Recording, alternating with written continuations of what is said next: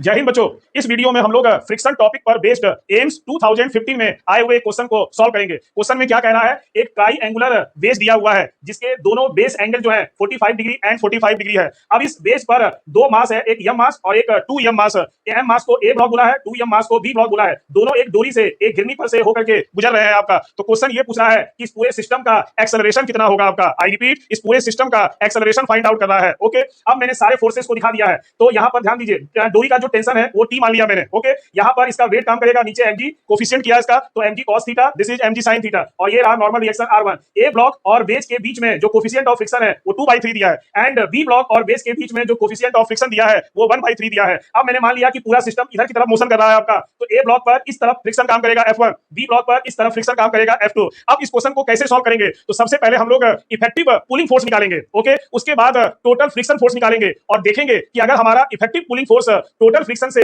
ज्यादा है तो आपका ये पूरा सिस्टम मोशन कर रहा है और उसका एक्सेलरेशन फाइंड आउट कर लेंगे। और यदि टोटल आपका पुलिंग फोर्स जो है वो टोटल फ्रिक्शन से कम है, लेस देन है, तो ये पूरा सिस्टम रेस्ट में है, देयरफॉर एक्सेलरेशन जो है वो जीरो हो जाएगा आपका। ओके, चलिए तो सबसे पहले हम लोग टोटल पुलिंग फोर्स निकालेंगे। टोटल पुलिंग फोर्स निकालेंगे इस पूरे सिस्टम का। तो एफ इफेक्टिव बोल दे रहा हूं इसको मैं, बराबर ये हो जाएगा 2mg sin theta minus mg sin theta. Clear? तो 2mg sin theta minus mg sin theta, तो ये आएगा आपका mg sin थीटा, और थीटा है 45 डिग्री, तो therefore mg sin 45 degree. sin 45 की वैल्यू होती है 1/√2, देयरफॉर f इफेक्टिव आ गया mg अपॉन √2। ओके, अब टोटल फ्रिक्शन फोर्स निकालेंगे। टोटल फ्रिक्शन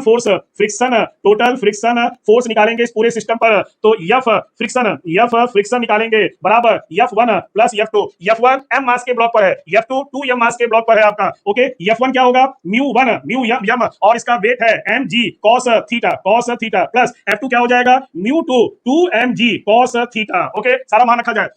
म्यू आपका 1 है 2/3 mg cos 45 1/√2, म्यू 2 है 1/3 2mg cos 45 1/√2। चलिए कॉमन लेते हैं, तो कॉमन है mg अपॉन √2 और 3, तो बचेगा 2 प्लस यहां पर आएगा 2। क्लियर? 2 + 2 4 हो गया, तो ये आ गया 4/3 mg upon √2। This is total friction force on system. अब यहां देखिए, टोटल इफेक्टिव फोर्स आया है mg अपॉन √2 और टोटल फ्रिक्शन फोर्स आया है 4/3 mg अपॉन √3। तो देयरफॉर वी सी दैट कि टोटल जो इफेक्टिव फोर्स है वो टोटल फ्रिक्शन फोर्स से कमजोर है, टोटल फ्रिक्शन फोर्स से कमजोर है आपका। इसलिए ये पूरा जो सिस्टम है, पूरा सिस्टम जो है हमारा रेस्ट में होगा, पूरा सिस्टम रेस्ट में होगा, और जब पूरा सिस्टम रेस्ट में होगा तो देयरफॉर एक्सेलरेशन जो होगा वो जीरो होगा। तो देयरफॉर ऑप्शन नंबर 1 राइट है। ओके, थैंक यू, जय हिंद।